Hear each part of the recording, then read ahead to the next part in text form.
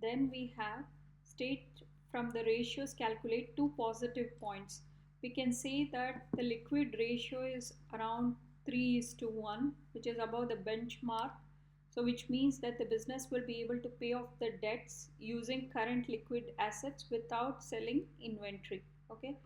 And also the gross profit margin is over 45%, is around 45%. So which means that the expenses are low, then they can make a sufficient profit. Then if the COS is low, okay, is low, then they can make sufficient profit. Okay, they can make, or if their expenses, if they keep the expenses low, then they can make a good net profit. Okay, if they keep expenses low, then they can make sufficient net profit. Then two negative points about Bitani's business. um, so which means that we can also say that, so the gross profit margin is over 45%, which means that, okay, which means that either COS is low or revenue is high. Okay, which also means that their the inventories costs are low. Okay, inventory costs are low, inventory costs are low, or they are selling at high price. That's why they were able to achieve such a big gross profit margin. Then two negative points are ROC is around 8% and it is very low and indicates that, okay, the capital employed, or there is a non-current liability. Okay, liability is too much, or capital employed is too, okay, is not enough. Okay, or whatever the profit, the revenue generated, or the return on capital, or the profit generated, okay, profit generated is not good enough, okay, from capital invested. It's very less. Okay, it is very low.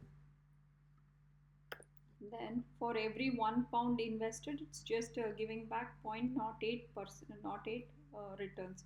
Then non-current liability is 40,000 loan, which is risk to the business as it should repay by 2027. So it should start cutting on the expenses. Calculate the value of trade payables that may be paid immediately for the section D. So, hello, let's calculate the value of inventory trade payables that must be paid immediately. So, Bitani has been advised that she needs to act upon the following at once. All purchases are made from a single supplier who has informed Bitani that only 30 days credit will now be available to her with immediate effect. Existing trade payables above that limit must be paid for immediately. There is a need to purchase new non-current assets at the cost of, so this is for the first one. So she says that now the trade credit will be around 30 days. So with that in mind, what is that she has to settle immediately? Okay, so let's assume some X value she has to get. Trade payables credit period has now become 30 days. So divided by the credit purchases. Okay, we found that the credit purchases um, was around 184,000. So we keep the still the same.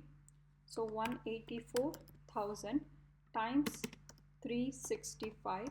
Okay, now becomes 30 days. So it has become now 30 days. So if we rearrange, okay, and find what is the value of X, X will be around 30 times 184. Okay, 30 times 184 divided by 365, that will be around 30 times 184,000 divided by 365, that is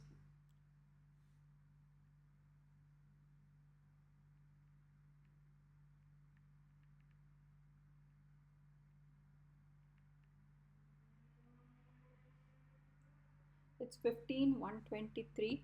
Okay, 15,123.28.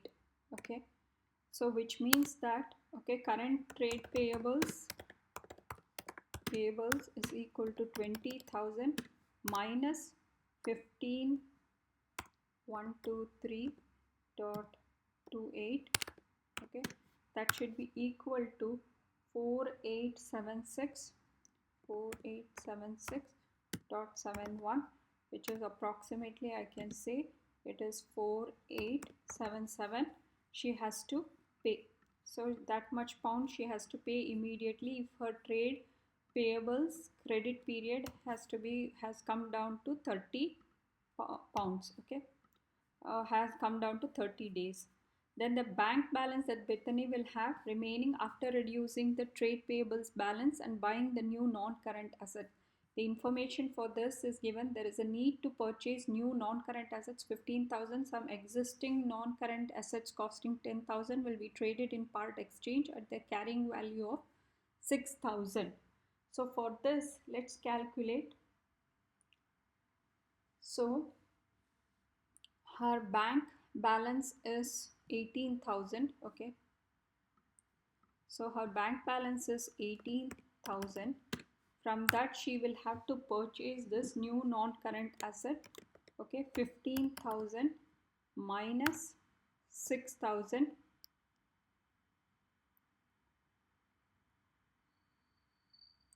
15,000 she will have to purchase, and the cost is 10,000, but there will be a part exchange of 6,000.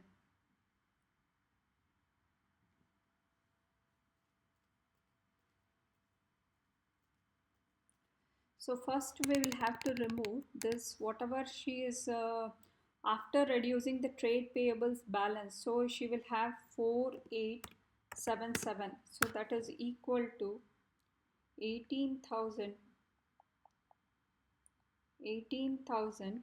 minus 4877, that is equal to 13,123. And then from this she is going to purchase a new non-current asset. Okay, so the value she has to pay is 13,123 minus of 15,000 minus 6,000, that is equal to 414123.28. So that is the value she needs to pay. So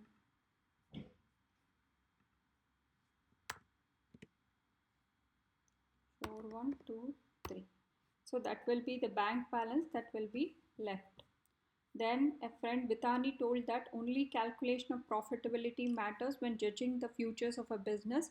Evaluate this advice.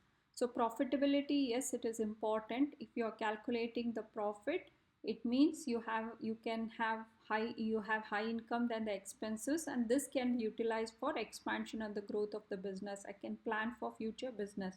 Then it also helps to reduce expenses incurred, so that I can reduce my overhead costs like rent by moving to a cheaper location, or I will try to increase my income, okay, by selling at more higher prices to generate more profit. If I'm also able to calculate profitability, then it will also help the stakeholders to invest money in the business. Then profitability is not so important because the future of the business is also affected by the liquidity of the business. So it needs cash to run the expenses. Also, some social organizations, they might not require this profitability calculation because the profit is not the motive. And also, if the business doesn't have enough profit, it will not lead to the closure of the business, as they might have some assets to cover any losses. Okay, so it will still help in the continuity of the business. Okay, then so it is one of the ratios which helps for the future investment purpose. She should also calculate liquidity ratio, working capital, to assess the future performance, business